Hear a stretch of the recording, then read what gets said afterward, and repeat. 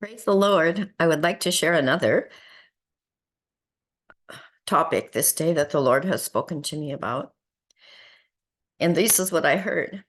This is what the Lord says. I heard those words. My body is weak and lacks because she doesn't depend on me. She sputters and coughs and is not effective because she relies on her own strength to accomplish what she purposes rather than on my strength to accomplish what I purpose. You are weak, but I am strong. I manifest myself in your weakness. Become even weaker. Die to yourself. Sacrifice your life to me. When you are dead to self, there is nothing left of you. You are of no substance. When you are dead like that, my life is obvious in you. You have been chosen. You are my people, and I have chosen you for such a time as this. This is a time of great beginning. This is a time of great beginning where the church will become what she was intended to be.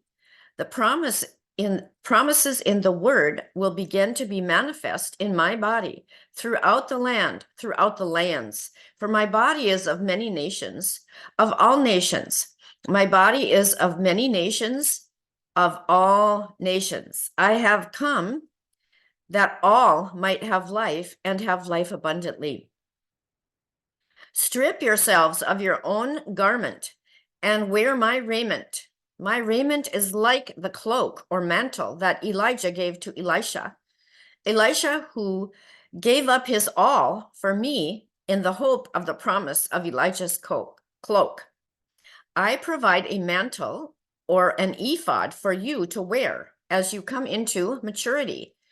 Be receptive to the refining fire as it burns the flesh. It forms a heavenly and spiritual mantle. The mantle of authority. My authority supports that mantle, which I am forming on you. Choose the higher way. Choose the choose the attitudes that allow for growth. Choose to believe in my word and in my promises to you, even though the circumstances do not bear witness to what the word says. Faith is hope in that which is unseen. Walk in faith, for I am the I am, and I am true to my word. I am God. Blessed be the name of the Lord.